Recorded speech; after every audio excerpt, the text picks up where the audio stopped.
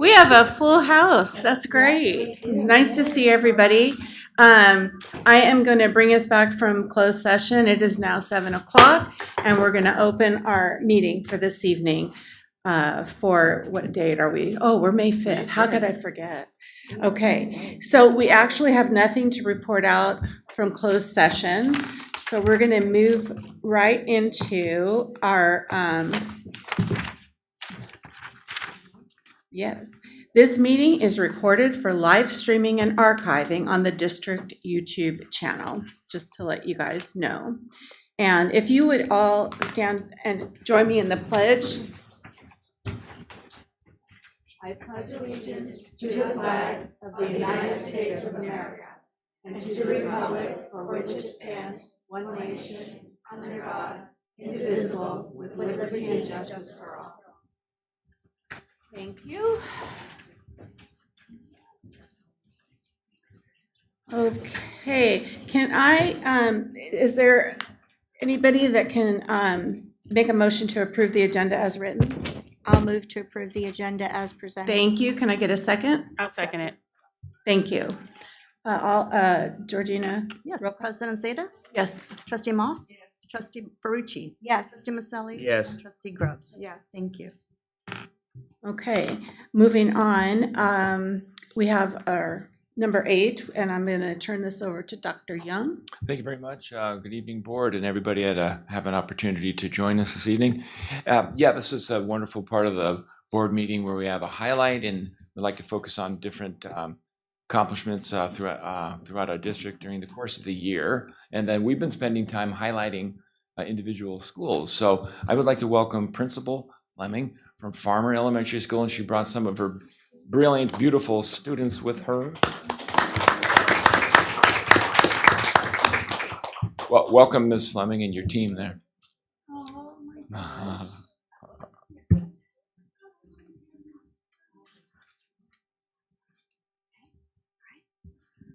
Good evening, board. Good evening, Dr. Young. I am not going to spend too much time talking at all because we have the students that we serve every day here to share with you what we've been working on at Mary Farmer Elementary this school year. So without further ado, here's our students. Hello. Should I take it off? Hello, my name is Solomon Brown from Mary Farmer. I'd like to talk about how we've been able to build community this year after the COVID-19 pandemic. So yeah, these are a few events we've done as a school to help bring Mary Farmer together. Oh, I'm sorry. You have the clicker. All right. Sorry. Okay, so one way we have built community is through our community garden. So the way this works is that every once in a while at recess, kids from the same grade will come to the garden and they will do an art project. And then sometimes it's for teachers and sometimes it's for us to keep. Thank you. Hi, I'm Kai Young. Oh, is that too loud? Okay, good. I'm here to talk about the mindfulness and SEL, social and emotional learning. So we've done second step, which is to calm emotions like sadness or anger, or to keep people generally happy. Yes. We also had the Earth Day picnic, which we learned about compost and did Earth Day pledges. We also got to sit and eat with our families. We also keep our restrooms clean. Oh, wow. I just want to let you guys know you don't have to have it like right up next to your face. It is extra sensitive. Hi, my name is.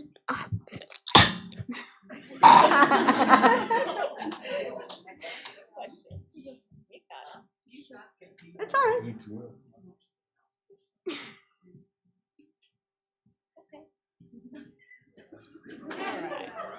All right. You got it. First, hi, my name is Jackson Zumel from Mary Farmer Elementary, and for STEM, Miss Fari and our teachers set up projects for us to do and learn about things like planes and how things work. And for Halloween, we came outside as a community in our costumes and cheered for each other.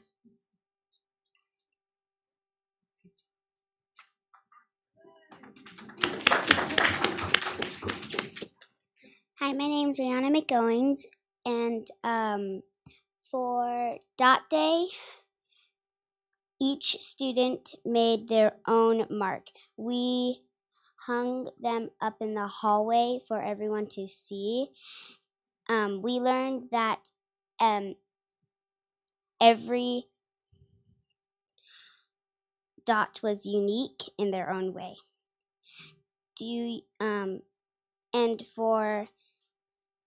Do you ever need a break? We have the perfect place. Is a place where the wellness center. The wellness center is a place where you can paint, color, and play in the sand.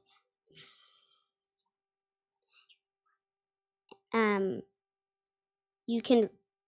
My favorite part is the glitter glue next to the painting.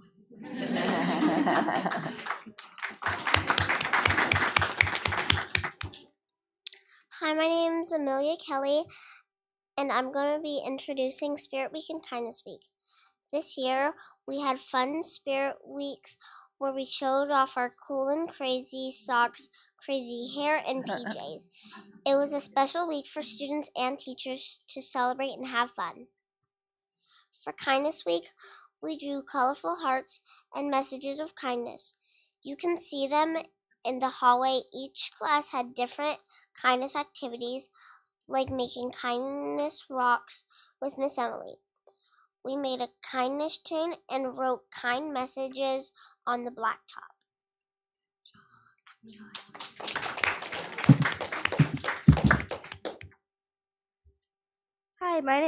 Hi, my name is Zoe, and I'm in 5th grade at Mary Farmer Elementary. To build community this year, we did One School, One Book, where each student and their families read a book called Fenway and Hattie. Students in Action, a group of 4th and 5th graders who helps the school and the community, organized the Spread the Love Shelter Drive. We asked students and families to give supplies that we made into care packages with handmade cards for families experiencing homelessness. And we also delivered other items to animal shelters.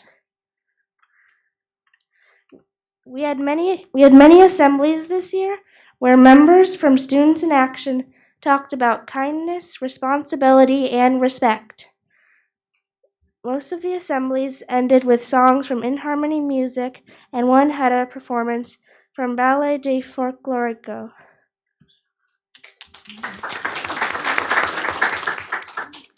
Hi, it's been so long. The final event we're going to talk about is the fun run. The fun one is it's a fun run. It's pretty self-explanatory. So basically, every kid in Mary Farmer gets to run around a track, and they get donations for the amount of laps they do around the track. And all of the money was donated back to Mary Farmer to help the school out with whatever they need. So all of this is great, but this couldn't have all been done without our staff. Our staff help set up everything, and they help make sure every kid in Mary Farmer is okay. So I would just like to say a big thank you to all of the staff at Mary Farmer for all of the kids.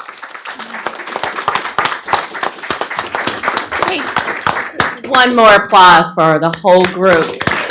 And kids, before you sit down, can you guys all come up here and face the audience? This was not expected, but I want to get pictures. So we could sit here and we'll stand up. but you guys face the audience. We are so proud of you. You guys did a great job.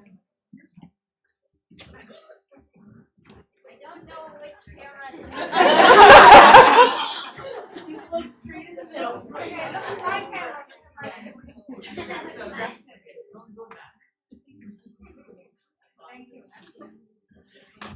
Yay!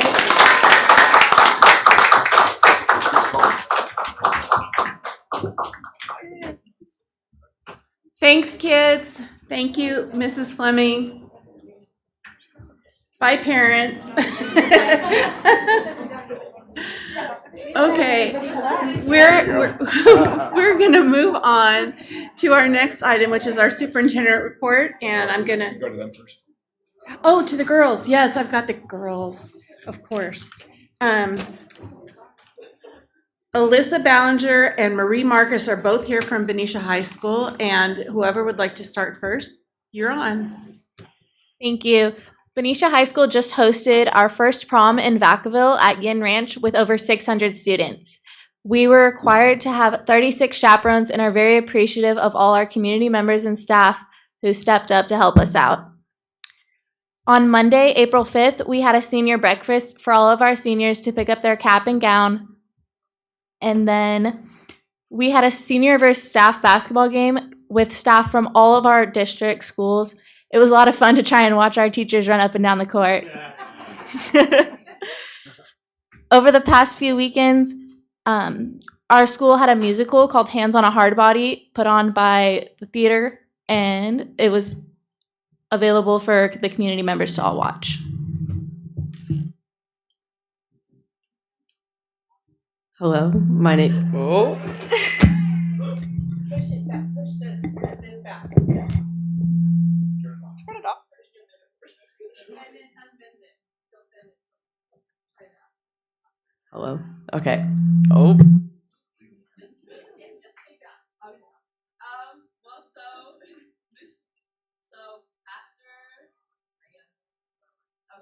So this week we've had AP testing going on at the high school. So that is until May 15th, next Friday. And then following that week of testing, we have state testing for the juniors. And then this week is also staff appreciation. So we're going to pay for all of our staff. And teachers that we help us understand. And in the next 2 weeks, we'll be having senior nights for our spring sports, senior awards, the senior banquet, and the senior parade. And then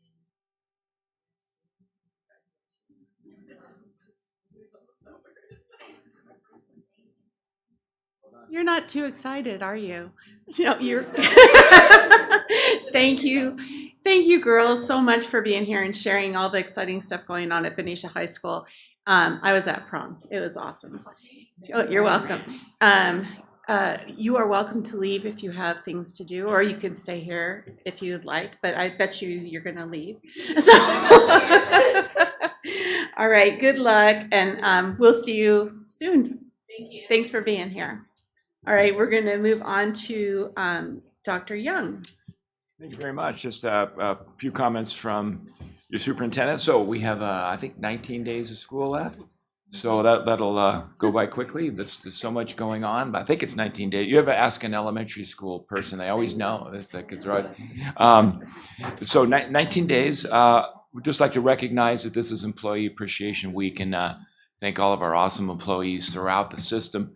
And we had an idea that we bringing cinnamon rolls to each school site at different days during the week.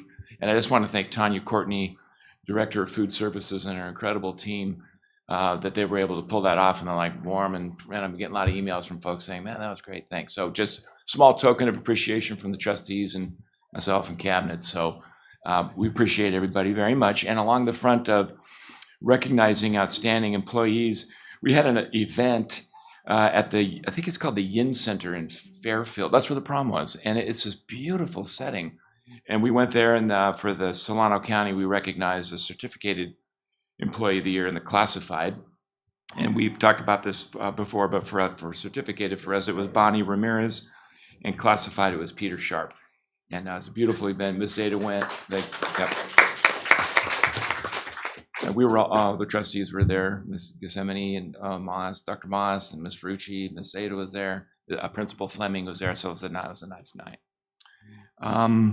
What else? We have SBAC testing that we haven't done in 2 years because we did our own assessments internally, but we didn't do the SBAC because the pandemic. But we are doing it this year, and it starts next week, and it'll be different days at the school sites. But that'll be a big focus for us for the next. Probably takes a couple of weeks to do the testing, and that's it. And then I would like to say Happy Cinco de Mayo for all of us as we reflect on the contributions of the Mexican and Hispanic culture in America. So thank you. Thank you. Now we're going to go to our board reports, and I'll start and just go really quick. Prom, I was there. We were at this meeting for Solano County at Yin Ranch. There was a meeting regarding La Migra that was held at a local church, and I attended along with Dr. Young and Dr. Beatson and some other. Miss Corona, yes. Yes, doctor. She just passed her doctorate, so she's done. So congratulations on that. And I hope that there's some kind of something we can work with the city and work with our people at the district level, and also work with the police department. I asked to be at the table so that I can help facilitate or share information back so that we can come up with some kind of a solution to not have this continue on, because it's not a great tradition.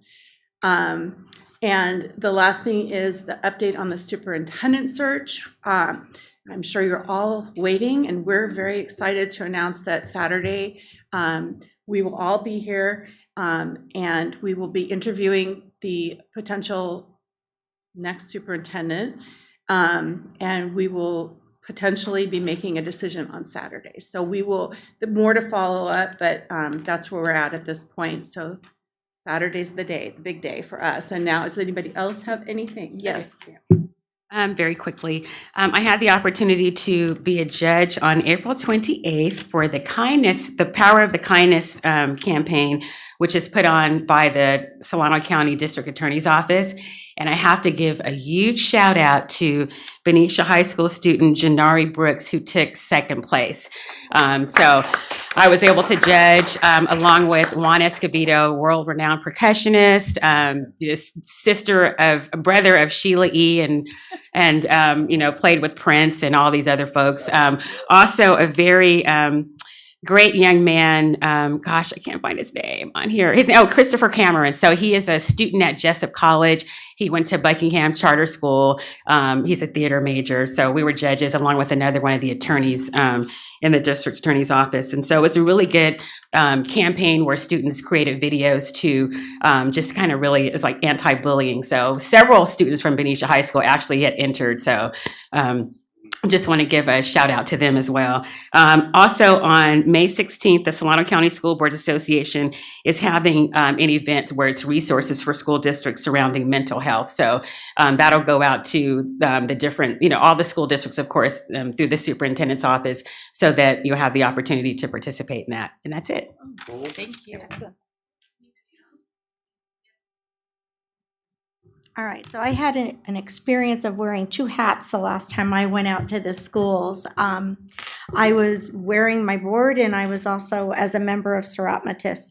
We had a really exciting experience. The idea was to start bringing some reading opportunities and experiences back to students. So we went to Liberty on Thursday morning, and we met with students who volunteered. They want to become part of the S Club again, and we're going to get that going at Liberty as well as the high school, because we felt that would be a real nice marriage.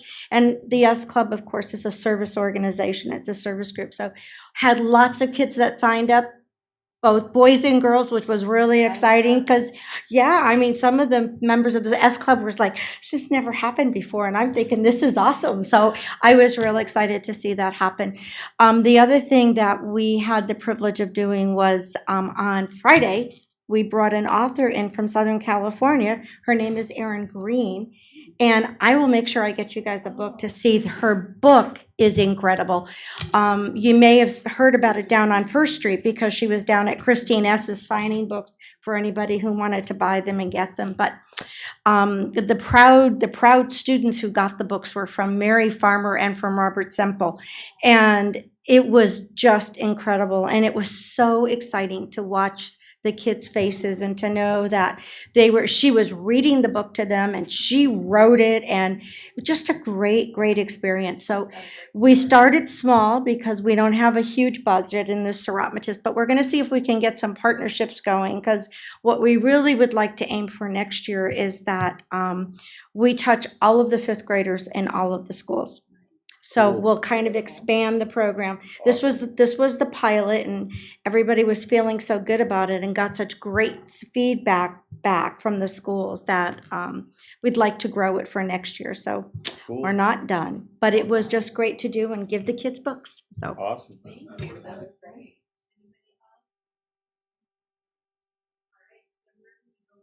I'll turn my mic on.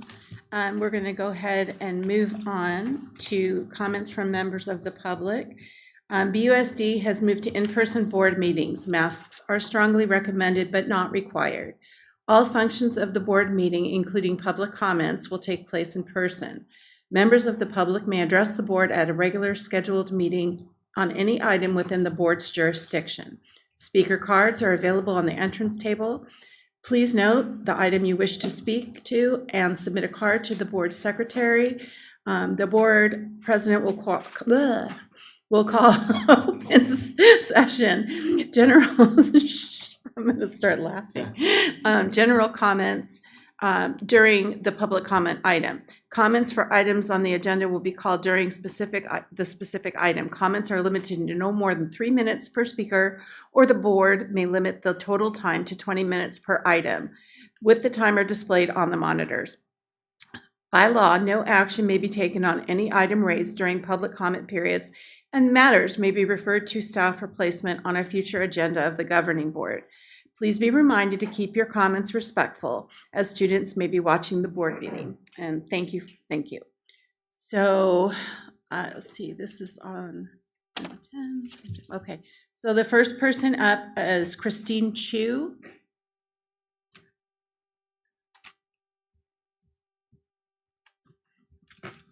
Hello, everybody. Good evening. My name is Christine Chu. I'm an art teacher at Benicia High School. Tonight, I'm speaking on behalf of my colleagues and myself regarding concerns about the ongoing lack of proper staffing at our site, specifically classified.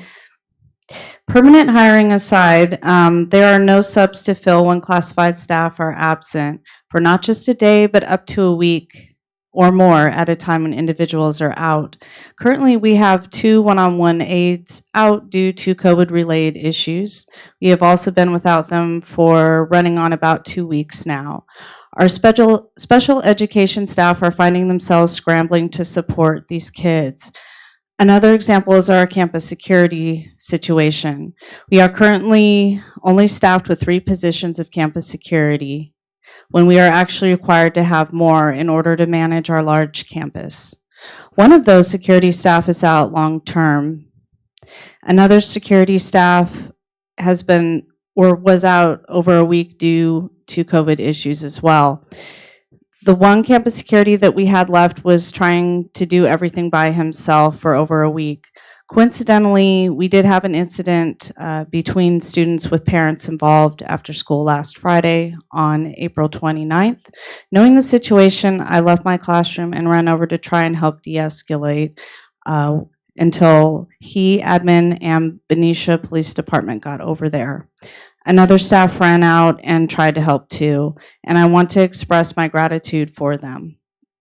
While sub coverage for teachers is improving somewhat, there are never subs to cover any of these positions. I would hope that our district and human resources would take into consideration that since the virus is still spreading and staff are out for other reasons at different times, that there needs to be accountability for additional understaffing. Yes, we all see that the jobs are posted, but we've gone on rather long in this situation, and we need to fill these positions immediately. The existing staff are all chronically overworked, and this greatly affects the support and safety of our students. We need to find a solution so that there are fair working conditions at our school site. Thank you very much for letting me speak. Thank you. Our next speaker is Lisa Delorithis. I always get it wrong. I'm so sorry. And I most likely will go over, so just have Ariane come up and she will finish for me. Of course. If Is that why I have her name on here too? Yes. Okay, that's So, perfect. She's just going to finish because I know I'm going to go a little over. Thank you. So good evening, everyone. I'm here to talk about the Elop program. I have been participating in this program for the last 2 months, and I thought it would be a good idea to let you know what's going on and happening there. Every school is running a little differently based on the staffing and demographics of the school. One school doesn't have a teacher working in the program. One school has 2 teachers sharing the duties, and 2 schools have partial coverage. I originally signed up to work 2 days, but after seeing the need, I moved to 3. I met with Leslie Beatson and June Regis 2 weeks ago, but felt you should hear this directly from me. On the days I work, I begin the Elop program right after I dismiss my students at 2:30. Since many students don't bring computers or chargers, I grab the old Chromebooks and extra chargers I have borrowed from the school and head out to the Elop classroom. When I arrive, a large number of 3rd through 5th grade students are sitting down getting ready to start. Mr. Michael, the person in charge of the child care program at Farmer, and I begin making sure everyone is sitting down with homework out or Chromebooks logged into Imagine Math. Then we begin helping students. Some days we are able to help everyone, and some days we can't get to everyone fast enough. Unfortunately, on those days, some students don't get the high dosage tutoring the grant prescribes. The 3rd through 5th graders leave and the kindergartners arrive. We help each student get into Imagine Math and monitor their work. Some help is needed, but the help needed is minimal. The kindergartners leave and the 1st and 2nd graders arrive. We immediately begin to get the students seated and their homework and devices out. Since very few of the 1st and 2nd graders are given much homework, we are able to help all of the students. However, this group has the highest discipline and social emotional needs. When a student is not behaving in one of the other programs, they're brought to Mr. Michael and me, and we keep them the rest of the day and provide them with the extra work to keep them engaged. When I finish working with the program, I return to my classroom to grade papers and get ready for the next day. As a result, I am working 11 to 12 hours, Tuesday through Thursday. I also worked the Spring Break Elop program, which incorporated students from all 4 sites. This was one of the most difficult jobs I have ever done. It was much harder than I expected. I created and implemented a program from pre-K through 5th grade. The students were at so many different levels and had so many needs that it became a challenge to help them all. The students rotated to various programs in the morning and a different set of programs in the afternoon. I was the only credentialed teacher on site. The companies we have contracted with had 2 or more staff members along with the child care staff. When a child wasn't behaving, they were put with me for the remainder of that rotation or possibly the whole day. Lisa, I'm going to have you guys switch. Okay. Thank you. Thank you.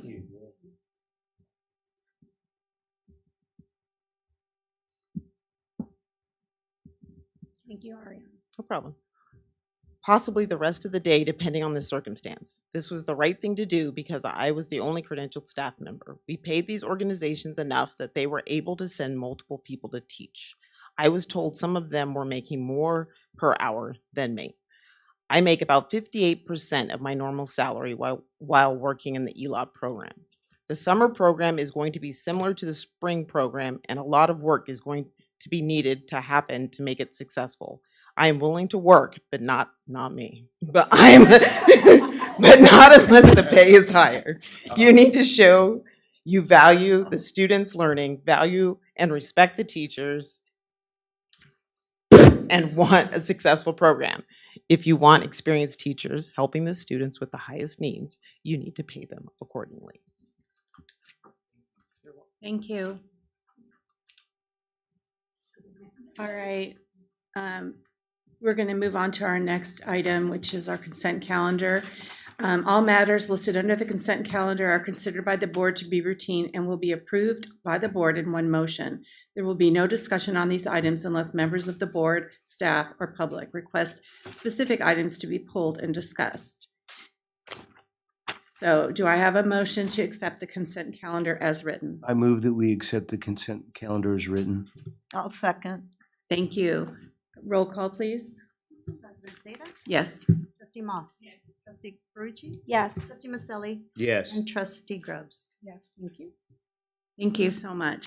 We're going to go on to item number 12, communication and informational items. And the first up is our initial sunshine of Classified School Employees Association, number 1096, and Benicia Unified School District for the 2022-2023 negotiations. Dr. Gill, welcome back. We're so happy to have you back.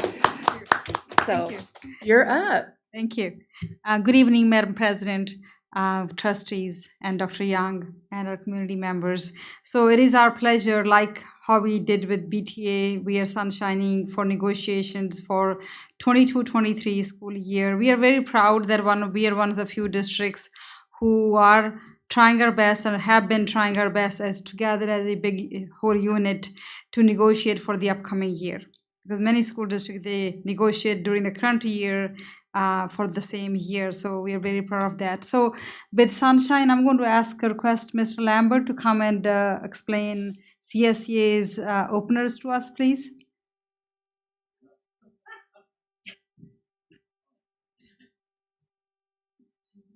It's like...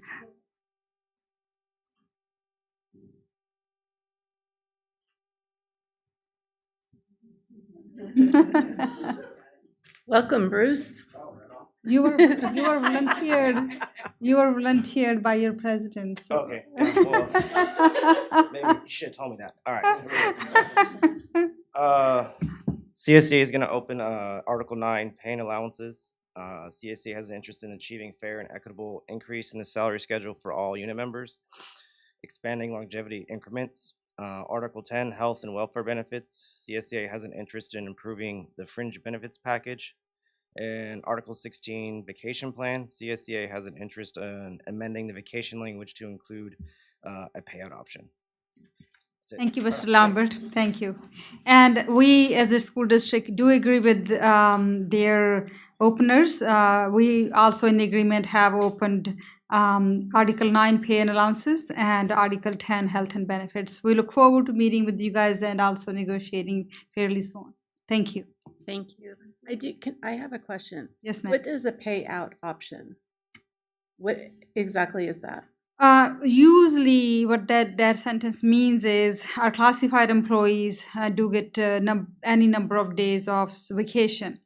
So let's say if somebody gets 25 days of vacation in a year, they may say, right now what we have is if somebody gets that much vacation, if they're 12-month employees, they need to use that vacation. So they're saying if for whatever reason they're unable to take the 25 days, if they're only able to take 20, can they get paid for 20 days, for 5 days?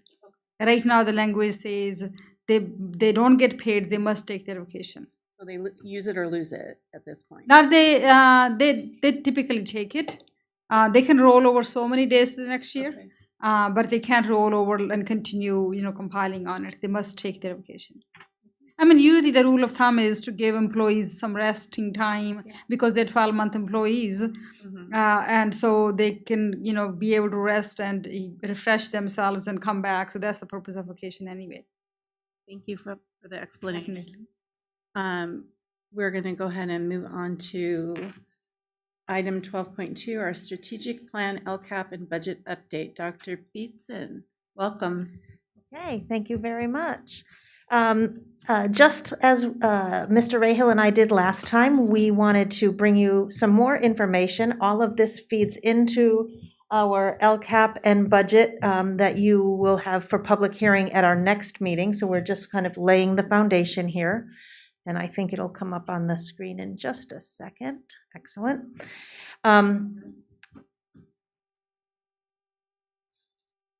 So tonight, we wanted to present some highlights from the LCAP and budget. We did some multi-year data trends to share with you.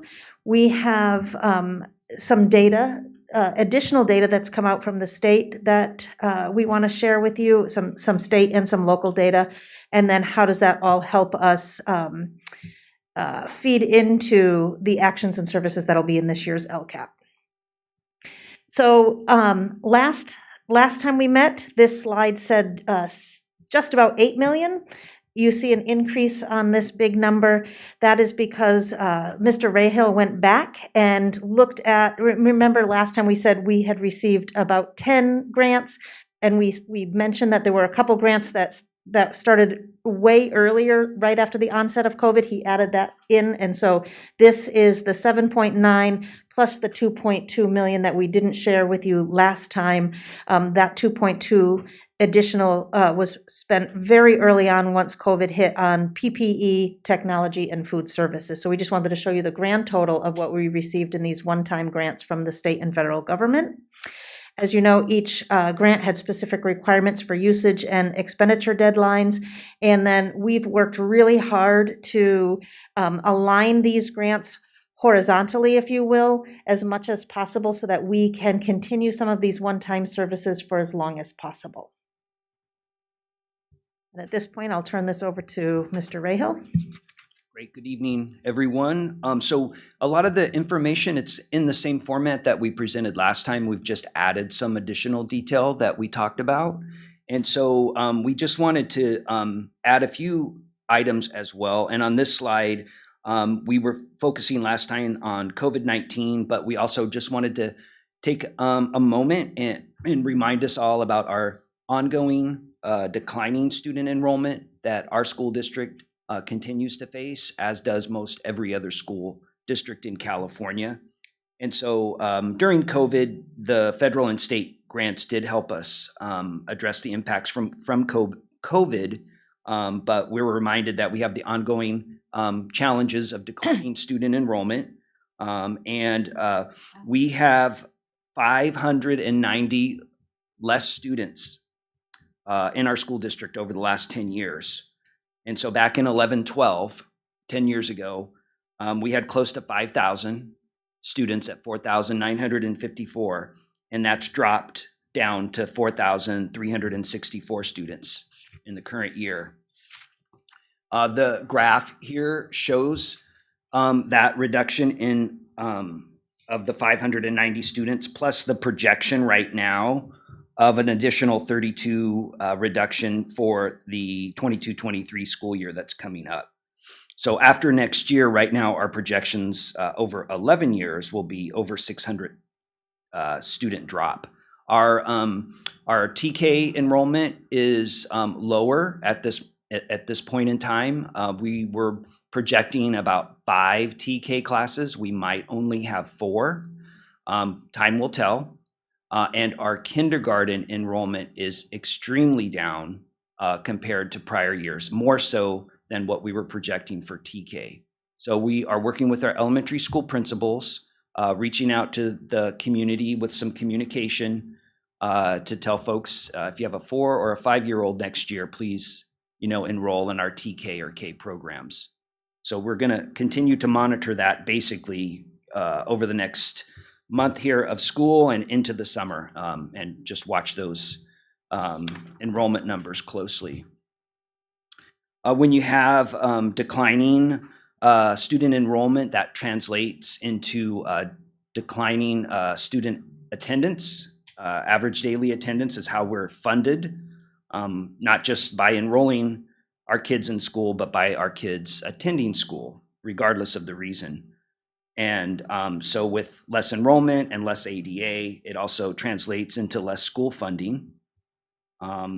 So during our 21-22 school year, this year, on average, we're floating about 93% attendance rate, which means on any given day, 93% of our kids are attending school. Now that's on average. Some days are worse than others, and some days are pretty bad.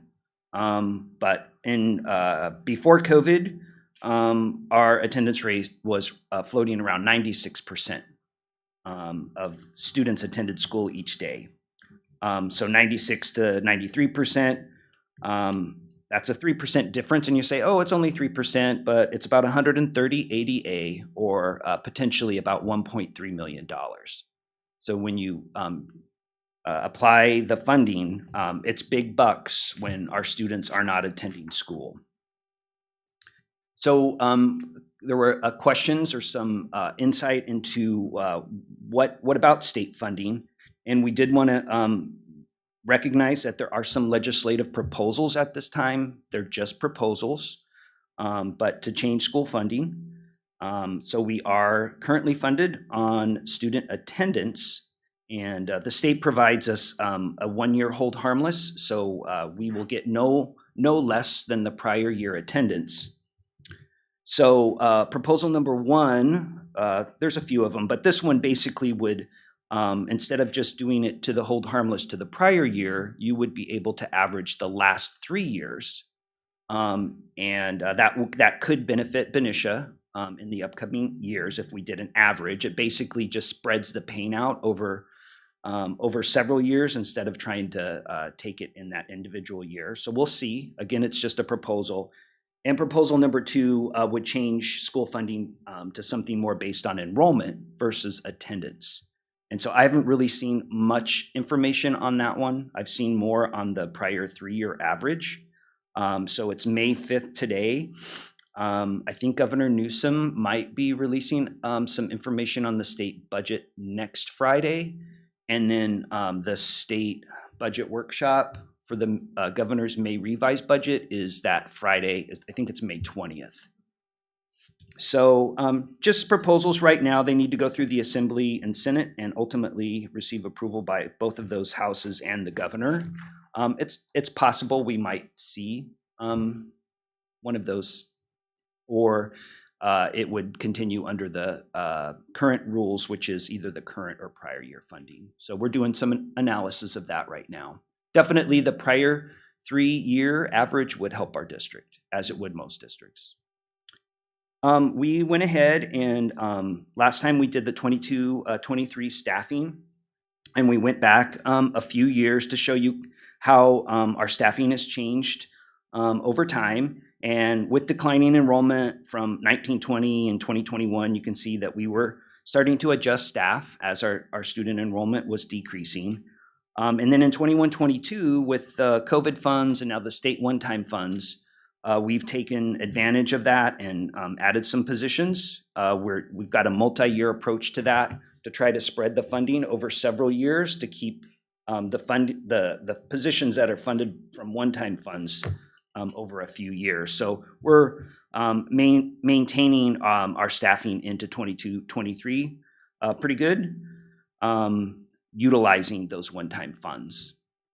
So the next several slides show the detail for the different staffing groups. They were the same slides as last time, just with the previous.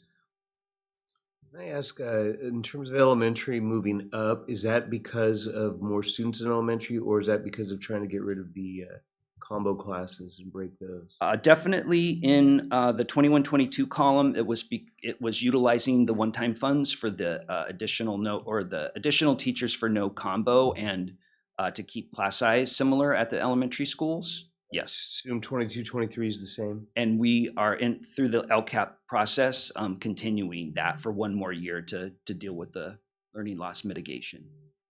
There's also 2 additional TK teachers in 22-23. So as I mentioned earlier, we will monitor that. We'll still keep that in the plan, in the projection, in case they do come, but knowing that we might not fill that position if the TK students aren't enrolled. I assume that the increase in SDC and resource over the last few years is because our numbers have increased in terms of the amount of SPED students we have. Yeah, we work with the special ed department each year. The students come and go, and some graduate out, new ones come in, and depending on their needs would. But overall, we have more than we had. Yeah, if you look at that, yes. Thank you.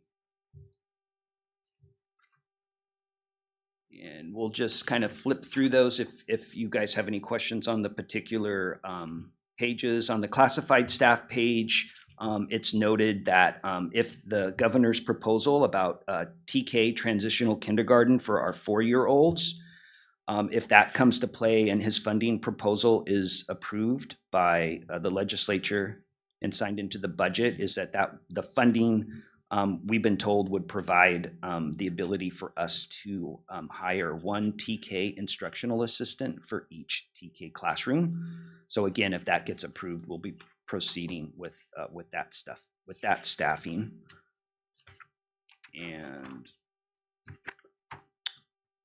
those are our staffing sheets, just updated to give you a picture of what we've been doing over the last few years. Just wanted to take a little bit on just reminding us of some of the key fiscal factors that we look at each year when we put our budget together. We've talked about the declining enrollment and declining ADA that impacts our funding.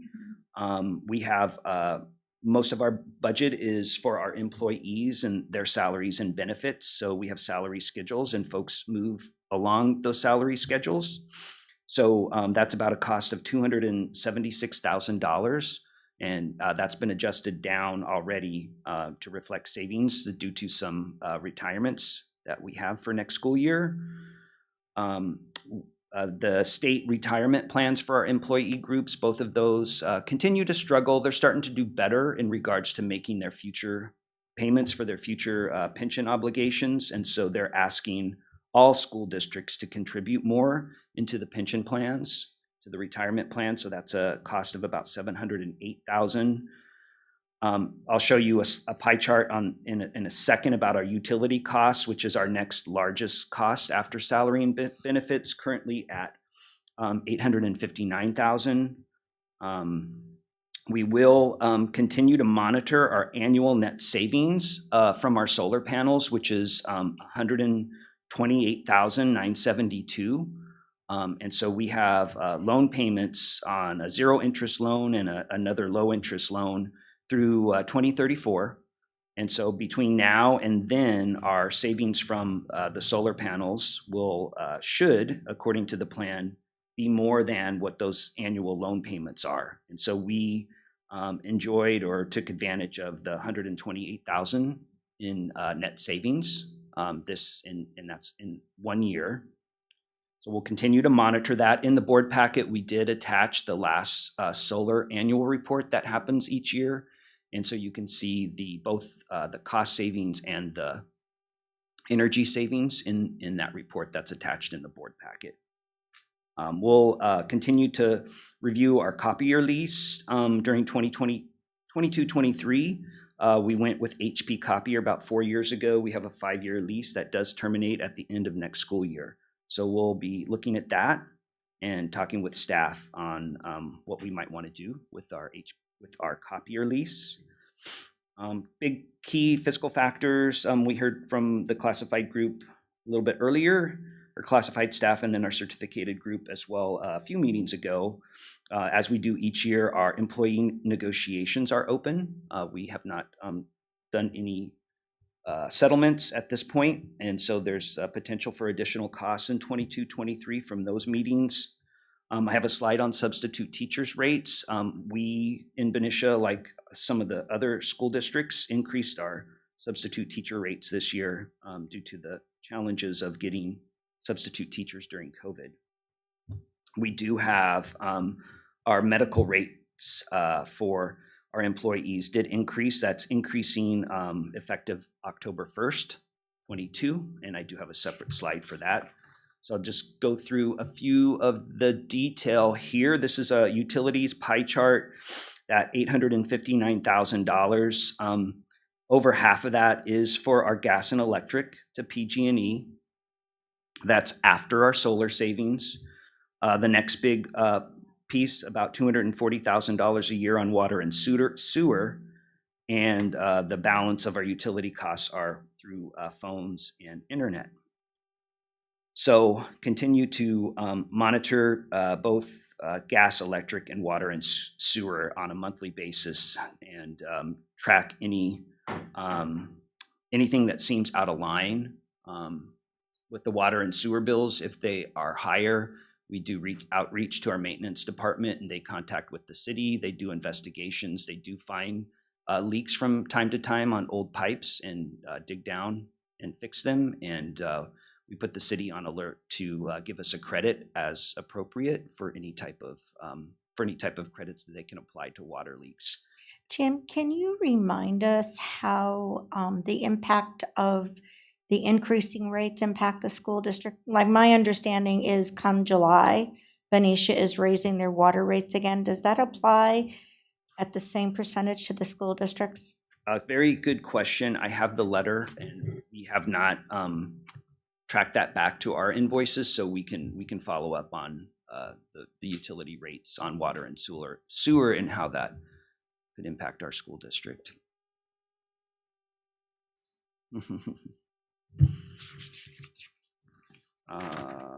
Substitute teacher rates.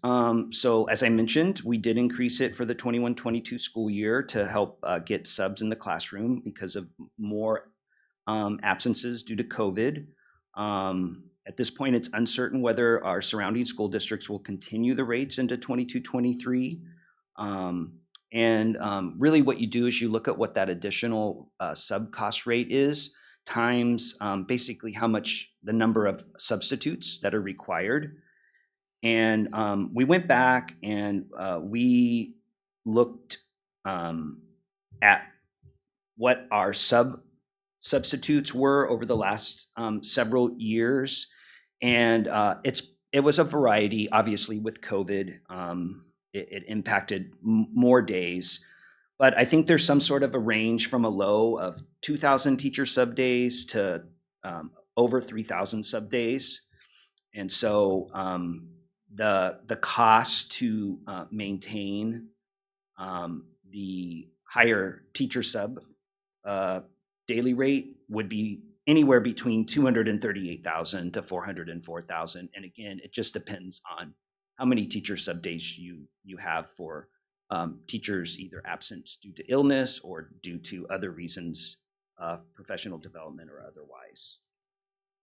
So it's a chunk of money that if those teacher sub rates were to continue, it would be a cost to the district. Those are rates that right now on the next slide, we put into our rates that existed prior to the bump in COVID. You can see if you had a credential, a substitute credential, and you came to the district, it was $145 a day. If you were a retired employee from the district, it was $180 per day. And if you were a retiree and did it for a long term, it was $205. So currently in the 21-22 year, those rates are $270, $285, and $290. And we pretty much are paying more than our other Solano County districts, except Fairfield does pay about $15 more per day to their retiree. Just want to make a note that our teacher salary schedule for our active teachers with their credentials at step 1, column 1 is about $292 a day. So there you have it. So theoretically, knowing where I teach, I've had to cover probably over 100 times this year. What's the difference in cost for a sub versus if you have to have internal coverage? And I would assume it's different I don't know if you know that offhand. I mean, I could do the math, I would assume based on secondary, because it's by period. I don't know how elementary coverage works in terms of the pay. I'm not as, knowing that. But I was curious because that's one of the things that's a balance. I mean, if you lower the rates and let's say you don't have as many subs and then internal coverage has to happen, is there a net, is that cost more than having an outside sub, or is it, neutral? Okay.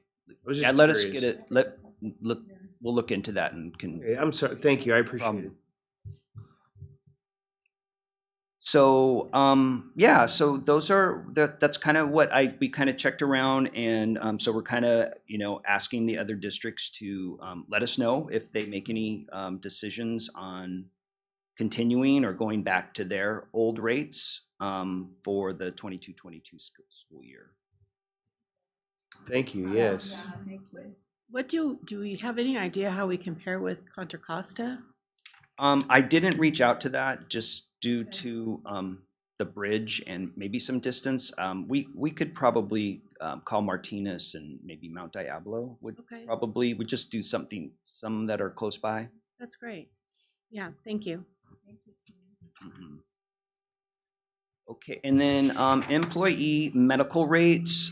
We've been our district, within the last 10 years, right? We joined a regional group called CISC to get to join other school districts to take advantage of a larger group and better rates.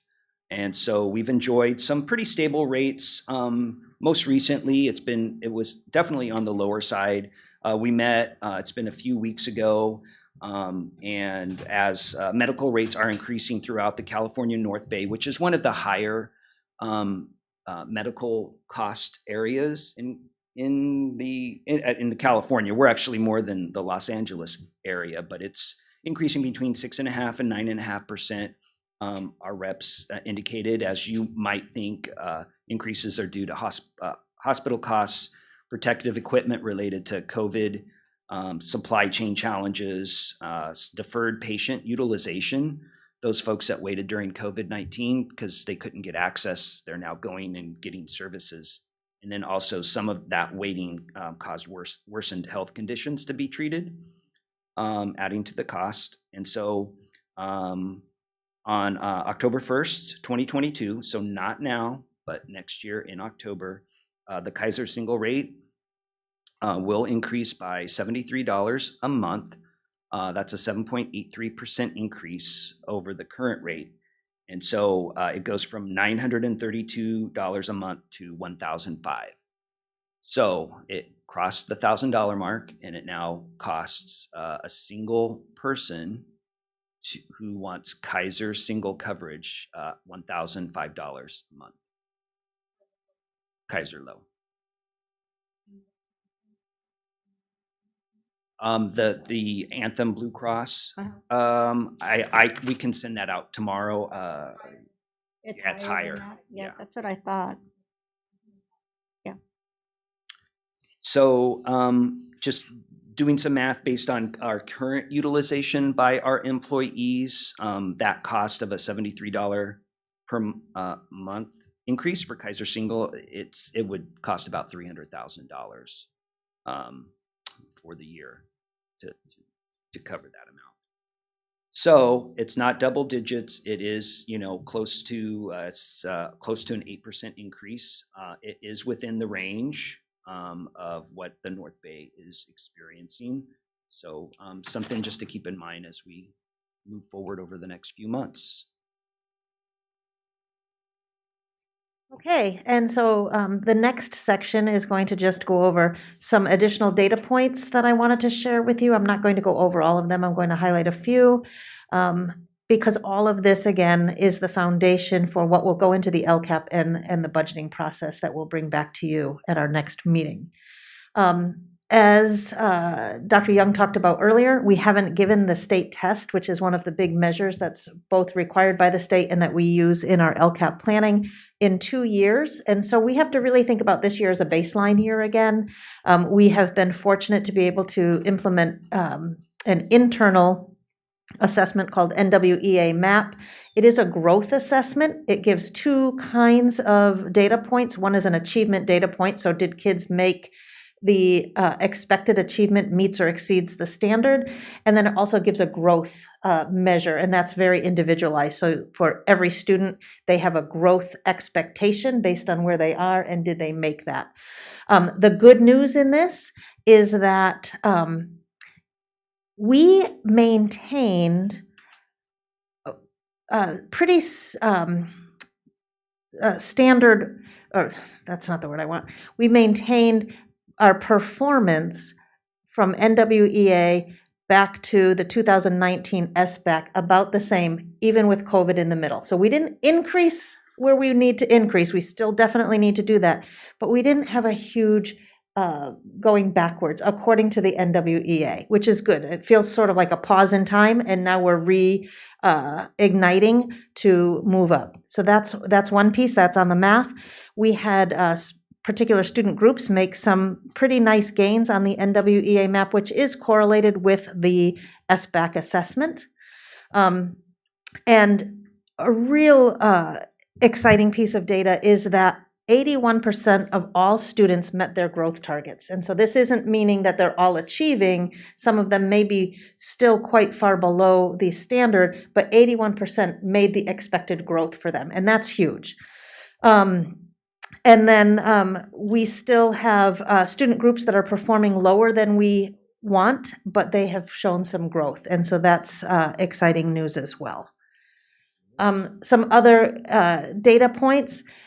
We have been focusing on looking at alternatives for suspensions where that is possible. And we had, if you remember, several years ago, we were in it's not called program improvement, but it was called differentiated assistance. And suspensions was one of the areas we needed to really pay attention to. So we did see some good decreases with particular student groups there. And then we still didn't maintain as high as graduation rate, but a good high graduation rate through COVID. Leslie? Yes. I'm curious, this has always been one of the things for me, personally. The state has a tendency to look at just numbers and not the true, what it really means. I don't know if there's even a way to measure it. Which thing? With the suspensions. Just because suspensions have gone down doesn't, and this is not for us, this is because the state, this is just me out loud. A reduction in suspensions doesn't mean the behavior's better. It means that we're, doing that. So I would be curious to know with this reduction, I don't even know if there's a way to I doubt there's a way to measure it. But I always wonder, just because suspensions have gone down, does that mean behavior's better, that people have turned around, or does that just mean that we're just not suspending as we did before? And I did get what you were saying about alternatives. Right. But that's one of those, I know that we do a lot of taking the temperature of how the kids feel about how school is and everything. And that's one of those things in terms of the safety, I'd be very curious for both staff and students. Is this reduction in suspensions, is there a feeling of being, if the state's mentality, oh, hey, you've reduced suspension, so behavior must be better. Right.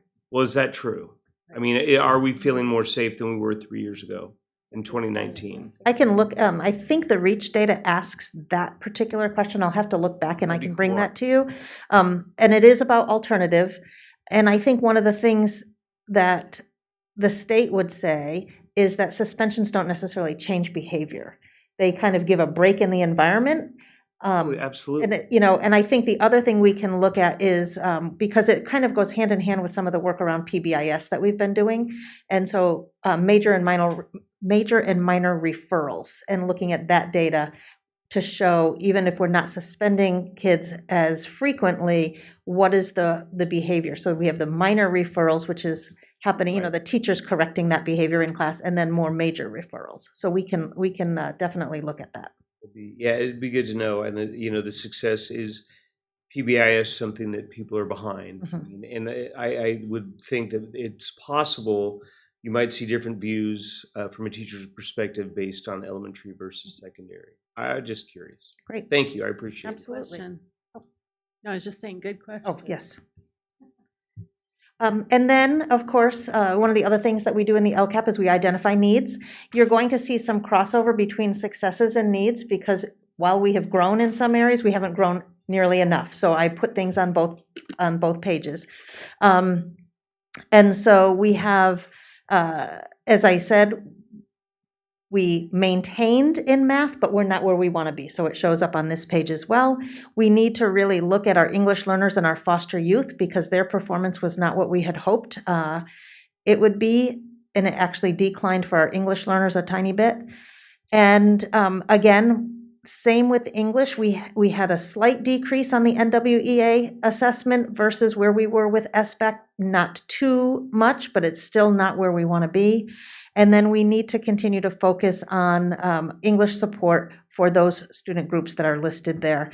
Now, some of them you will see increased on NWEA, but again, not where we want to be. And again, kind of back to your point, Mr. Maselli, suspension rates were lower, but we had some that were not. And so we need to dig into that and what's happening there. And then the same with graduation. We had a high overall graduation rate, but we had some student groups that were lower than they have been in the past years. So all of that data, what Mr. Rahill shared, the data we've shared at the past presentations, and this data as well, of course, feeds into our LCAP. As you know, we have 4 goals, one around social emotional learning and a sense of belonging, literacy and humanities for an academic goal, math and STEAM, and equity and opportunity. I'm not going to spend too long on these next few slides because they are, I shared with them last time. These are the main highlights that will come to you next time in our LCAP, the actions and services. We have done a great job collecting feedback, looking at data, and then really trying to stretch those one-time dollars so that we can continue to do some of this work into the outer years. And so if you have any questions on these, please let me know. But I think there are 2 slides just outlining the major highlights from the actions and services that will be in the LCAP. And I think, oh, and then Mr. Rahill, I think you're on this last slide here. Smiley face because it's referring to the last day of school coming up on Tuesday. So next steps, just in a couple of weeks, but Benicia will release his governor's May revised budget, revised for January. Hopefully, Friday before that, we can see how some of our estimates about budgets workshop is on that Friday. So action and we're going to sit down and meet with our employee groups on Monday and Tuesday. The 23rd, later on the 26th, we're going to share that information. That May 26th is our public hearing on the draft budget as well as the draft, it's not draft, so we will have and then come back the week after the last school night.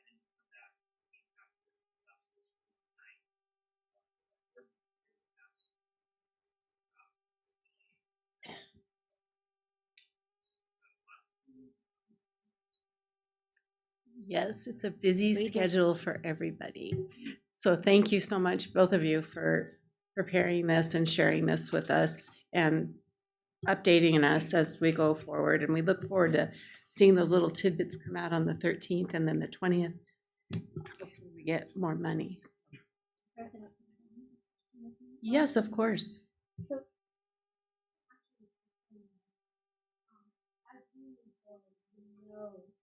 We know, excuse me, that we need to really begin looking at our budget and really getting into it and really muck with it.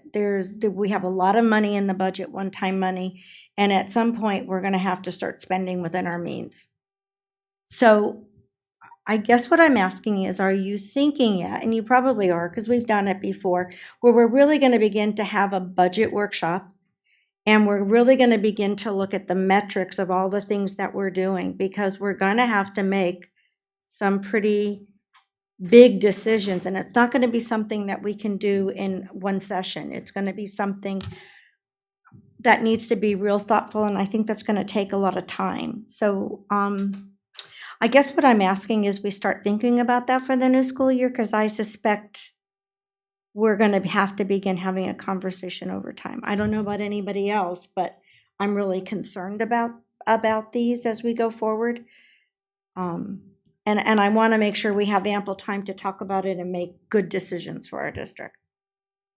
Yeah, we can bring back, Dr. Beatson and I have sat down and done a multi-year projection. So for 22-23, through the LCAP process, there's been some changes to what we've been doing in 21-22, but I would say they're not major changes into 22-23. What potentially could be more of bigger changes is in the 23-24 school year. And so what we can do is we've kind of multi-year planned the one-time grants to show you kind of what's left in for those outer years, and kind of some of the things that we might prioritize into the funding that's left, and some of the other things that either would need to be revised or go away, or another funding source be identified. One of the big unknowns right now is what's going to be in the governor's May revised budget. So we are hearing that the state has funding, but I haven't really seen much in regards to more one-time funds. So that we will be keeping our eyes and ears open to see. We do know that there is some of the federal, ESSER 3 is kind of the third round that we do know about, that we've known about, and we've knowingly kind of saved those in our multi-year plan. But in the governor's May revised budget, in addition to what we already know and have already included in the LCAP, we're wondering if maybe the May revise will have even more one-time funds. So that could help. What your concern is, what happens when these funds dry up.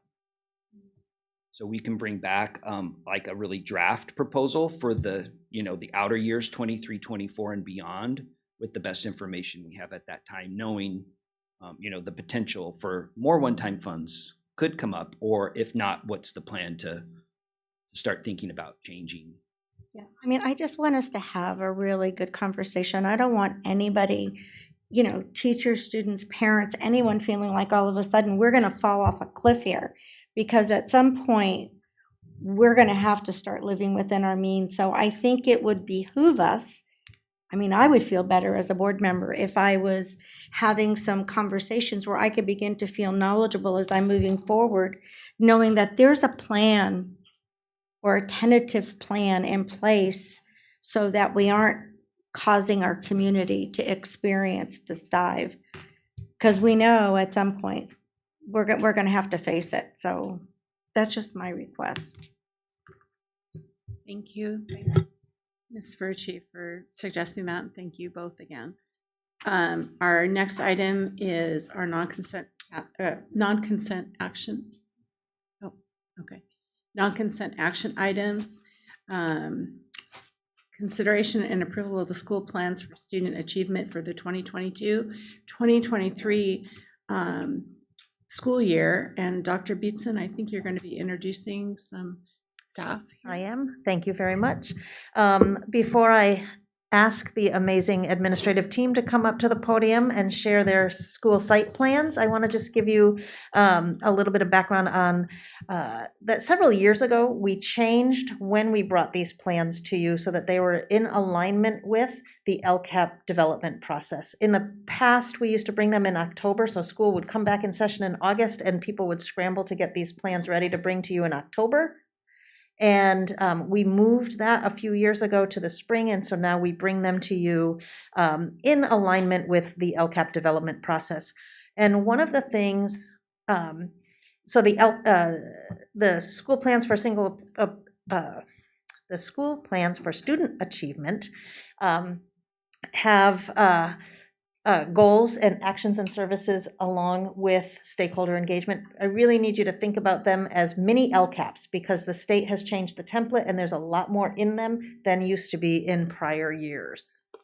Um, the purpose is to really look at academic performance for students and the mental health of all students. So very similar to the LCAP, they are consistent. What you're going to notice, they're consistent in format across the district, but they do reflect the unique elements of each school. And one of the things you're going to notice more and more is that we've worked really hard to align these both vertically and horizontally to the LCAP process. So you're going to see many similarities across each school site and with the LCAP.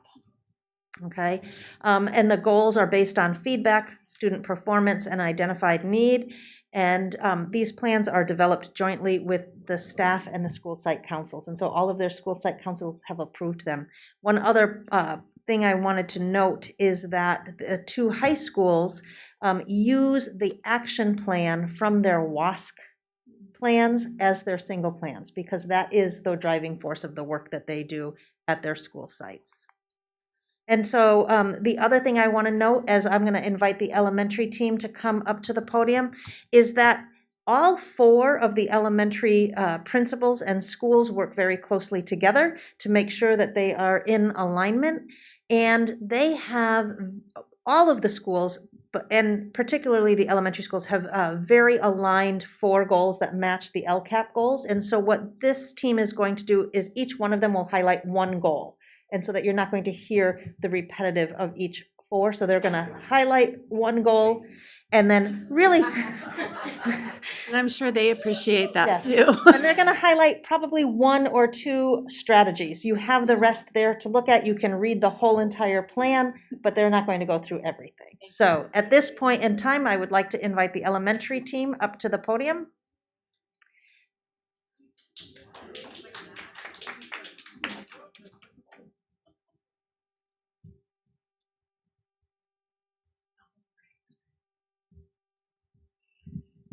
Good evening. Thank you for having us tonight. We're very excited, and we're very excited to do it in this way.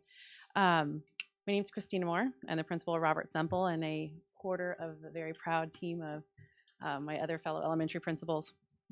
I have the pleasure of talking about the math goal. And so, as with our other 3 goals, the 4 elementaries have set a math goal to support all students, or that all students will show progress towards mastery with an increased growth of 5%. Beyond the required curriculum and programs teachers utilize in Benicia Unified School District to support student learning, our stakeholders collaborated and came up with some high leverage strategies that are intended to move that needle for our historically underperforming subgroups. So such strategies include, but are not limited to, things such as walking to learn. We get to bring that back because we can somewhat mix now. Addition of after-school intervention opportunities. That does look different at different sites depending upon the need. Strong home-to-school communication geared towards extending the learning practice at home, which is something that I believe has become increasingly stronger because of COVID. So there is a silver lining to some things that we've been able to really utilize our families at home and strengthen that bond from home to school. And then additionally, all sites have established what we call robust leadership teams whose charge is to collaborate, have those collaborative conversations and strategize ways to continually reach all learners and meet them where they are at. So that was math.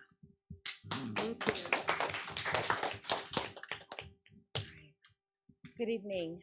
Rhonda Fleming, the proud principal at Mary Farmer Elementary School, and proud to represent my school site and also part of this amazing leadership team across the district. So I'm going to be talking a little bit about our social and emotional learning goal, and I do want to be specific in calling out what it is and what it means. And so our goal is to cultivate the social and emotional wellness in children and actually also in adults. That is what's written in our goal across all of our schools. And what does that mean? That's our students and adults being able to understand and manage emotions, setting and achieving positive goals, feeling and showing empathy for others, maintaining positive relationships, and making responsible decisions. That's the what. So how will we know if that goal has become a reality for all of our students, for each and every. And we're going to be using a variety of baseline assessments. If you read our plans, you'll see ones that we've used in the past. But this group, and I can say for my school site, felt very strongly that we need to collect the voices of all of our students. Kindergartners, first grade, second grade through fifth, because typically it's our fourth and fifth graders that participate in the REACH surveys. This is a goal for each and every student, and we need to hear from them. And that being one of our prioritized high leverage practice, because if we're going to support instruction for students, we need to listen to their voice. And we need to find a way to capture that across all grade levels. Also, we've talked about ensuring a protected time for social and emotional learning, to elevate it to the same priority as we do with academics, and utilizing our second step curriculum, which specifically addresses those key points of how to develop empathy and how to manage different emotions, strong emotions, which we've had a lot of practice with this school year. But I also want to talk about, this is not only specific to my site, is maintaining the continuum of supports. Our wellness center, and strategically using that as a tier 1 prevention for each and every student to be able to practice how to reset, how to calm down, and how to manage emotions, because that's going to be a part of life. We were also fortunate this school year to have an elementary counselor, which I haven't seen that before. And our school site has utilized, and I don't think I just speak for Mary Farmer, I think I speak across the district, our elementary counselor has been utilized very well to be able to provide those supports for students that need additional supports in order to make sure that they achieve the same goal as everyone else. We have prioritized this at Mary Farmer this school year. All of our goals are important, but being responsive to what we were seeing with the students that were standing in front of us, we've built a common language. We've built language around skills. We've taught it, we've modeled it, and we've practiced it. And I'm really, really proud of the work that our staff has done, and that we have a place to launch from next school year. And kindergartners, now that will be first graders, will have a reference for what we've learned this school year, so we get the opportunity to go deeper. Our families, our school site council, our parent-teacher groups have also played a huge role in helping us to achieve where we are now, but to further excel, because there's a lot of work ahead. Thank you. So I am Melanie Buck, proud Henderson Hound. If you'll notice, the slide is self-explanatory, like Solomon's from, no, that doesn't work. It only works for the 5th grade. Okay, just thought I'd give it a try. Before we start, I know it's weird for me to go rogue, but I just wanted to say, in addition to my awesome team over here with staff appreciation, I have to say it. None of us could do this without the strong support and guidance from Dr. Beatson. You have your hand in so many parts and wear so many hats in our district, and are fierce in what you do and your guidance. I call you the principal whisperer. You will always be the principal whisperer, and we are stronger because of you. And so thank you for helping us with this and everything under the sun. You are a great leader, and I appreciate you. I'm here to talk about English language arts. Our goal at the elementary level is using baseline data from approved state and local assessments from spring 2022. All students will show progress towards mastery of standards by May 2023, and the goal will be baseline plus 5% across all groups.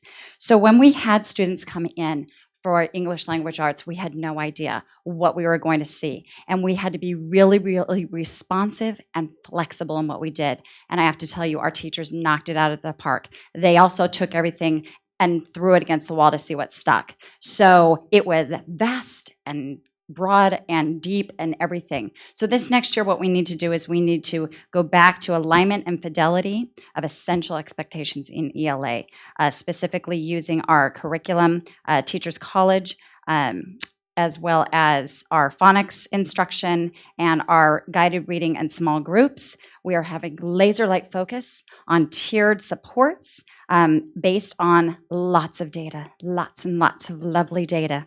We have some strong data heads on our team, so we're looking forward to that. Going back to conferring and immediate feedback and progress monitoring. So honing in, digging deep. According to Jen Baker, we are going to do less better, and that's the plan. Good evening, everyone. President Zeta, members of the board, our district team, and our admin team here. I'm honored to be here. Principal Matthew Turner Elementary, and I have the equity goal number 4, and so I'll just read it out first here. To intentionally cultivate equity, diversity, and inclusion by strengthening cultural competence within BUSD schools that results in equity for all students, and to enhance equitable school discipline. Using baseline data from district-approved assessments, surveys, all students will show progress towards meeting goals to instill a sense of belonging by May 2023. And I wanted to focus on a high leverage item here. And first off, really give a shout out to our site council team at Matthew Turner, who really a fierce commitment and a lot of time put this together. But the item we wanted to focus on was building in time to teach, to celebrate, to honor, and to give voice to our cultural diversity. And this is something that we started from day one this past year. We had this really inspiring international night that we had before the pandemic. I thought, gosh, and we had this Heritage Museum where we had students walk around to all the classrooms and to see all the things from people's heritage. And we thought, gosh, you know, instead of having it one time during the year, let's start from day one and really focus on culture, building in that sense of belonging, having that deep connection to their families, the representation, the student voice, and the cultural competency, and really putting a high value on recognizing and learning about student culture and community. So some examples of what happened in a first grade, and it's the first time I've seen this, but it was he had a picture frame for each student, and it was all about how their name came to be. And it was, I mean, it really strikes when you walk into Mrs. Strasner's room and you see that, but it had so many different examples. And she uses this, she used it on the first week, and then throughout the year, they read literature, and they, you know, they can make connections to those first couple weeks. And I was in there today, and Mrs. Strasner says, okay, all right, when are we going to read When Lola Speaks? And it's a story about a Filipino family. And you could see there were some students there that were just almost delighted. And you could see them beam with that. And also, second grade, beginning of the year, they had a culture case where students went back to their families and asked them questions about their family heritage and their culture. And they created, you know, kind of a section of the room, a corner. And, you know, what does culture mean to you? And what culture do you identify with? And we found that this was really empowering. And then to just start with that, like I said, at the beginning of the year, and just weave it through. And we were really fortunate to get the extra $200 for books that really recognize cultural diversity. So it's one of the things that we're going to start, but it's an exciting, very exciting time, and we're doing the right work. So thank you, everyone. Thank you so much, elementary team. Awesome job. And now I'd like the secondary team to come on up.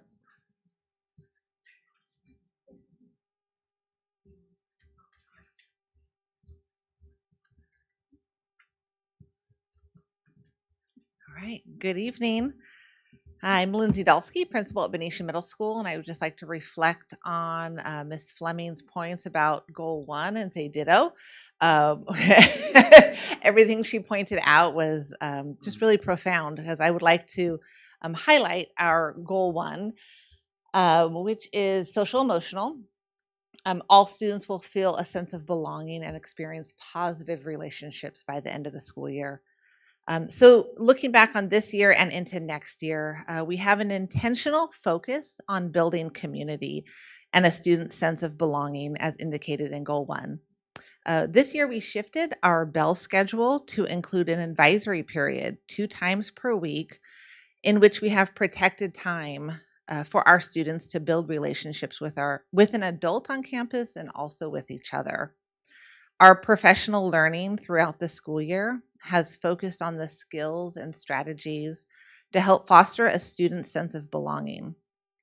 We have expanded our community building outside of the classroom and have held student versus staff challenges during advisory. And now we're engaging, the first time in my 11 years at BMS, engaging in an all student, one school, one book event. So throughout the month, we are reading the graphic novel New Kid, and we're doing this during advisory.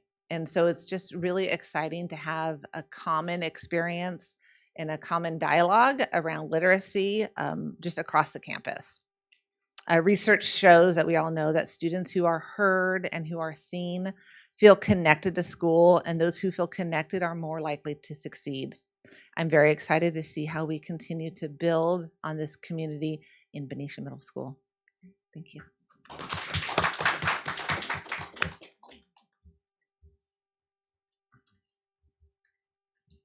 Good evening, everyone. My name is Kimberly Lewis. I am the proud principal of Liberty High School. First of all, I just want to say you guys are amazing. I wish all of this was part of my plan. The highlight that I would like to share is actually a couple of things. One, we're changing a shift in mindset of how we're looking at data at Liberty High School. And it's not about, are they meeting? We want to look at growth. Parents asked, we know they may never get up here, but are they growing when they come to you? So we're looking at growth, not just hitting benchmarks. So that's one of the big things that we pulled from our parents. And so we made sure that we put that in. It's our WASC goal that aligns directly with our LCAP. Another piece that I want to highlight too is this idea that changing students' views of themselves for their future. And so one of the highlights that we're proud to bring back is our Learning Through Interests program and getting kids back out there, realizing that they have potential not just at the college level, but wide variety of vocational and other opportunities. Just a little tidbit, some of our kids were out at Infineon, is that? I call it Sears Point, old school. That some of our kids were interested in wanting to become mechanics, wanted to learn more about cars, and we have a lot of gearheads on our campus. And we were able to go out to Infineon because of a connection we made through one of our employees here. And they had their heads underneath NASCARs and looking at gears and excited, and that spark, which is a part of the reach. And so very proud that we're change of mindset for growth and looking at kids and how they see themselves for the future.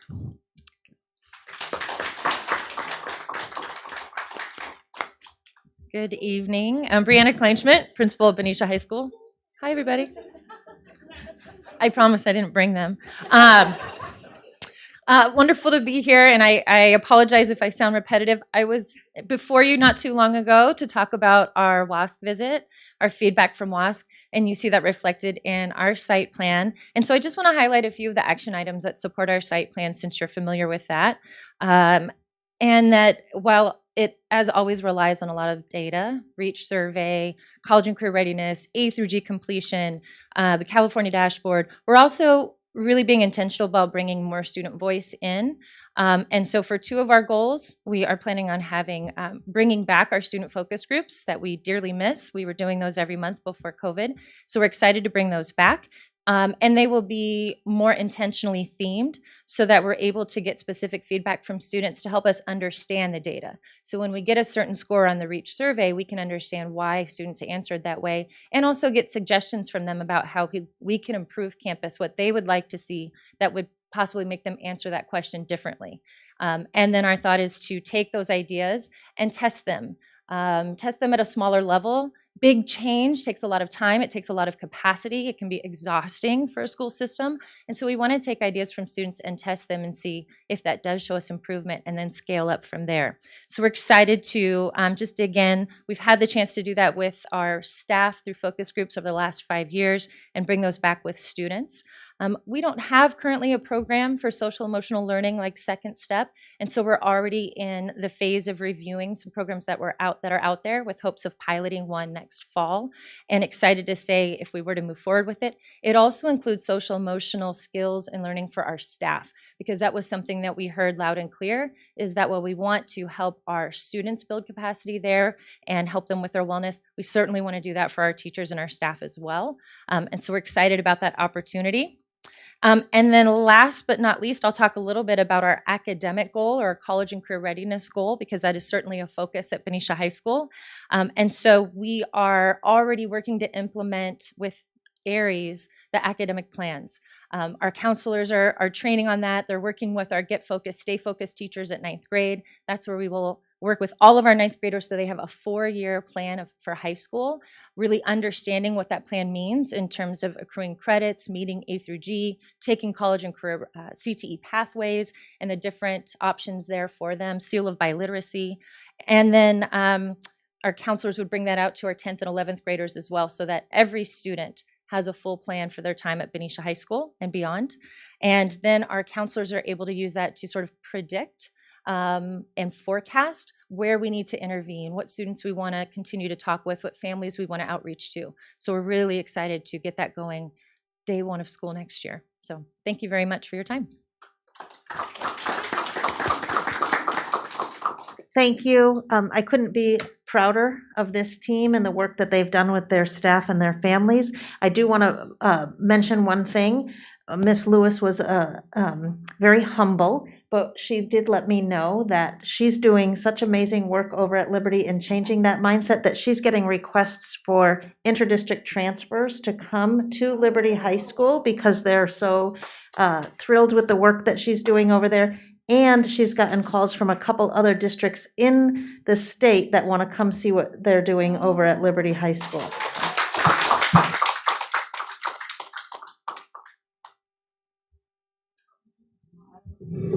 Go ahead. Yes. So this is an action item.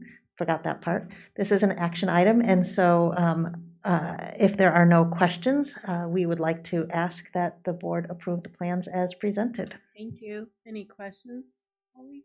No?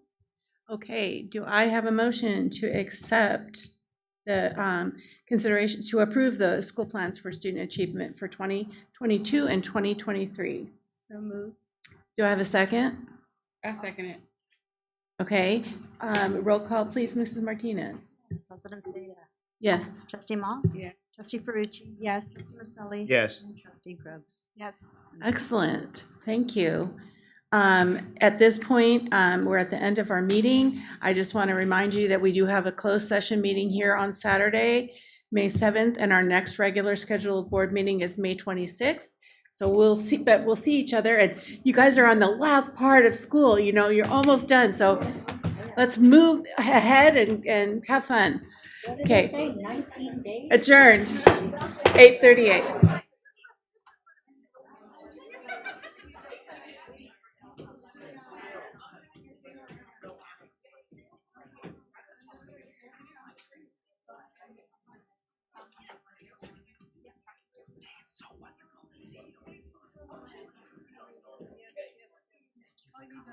Doing great.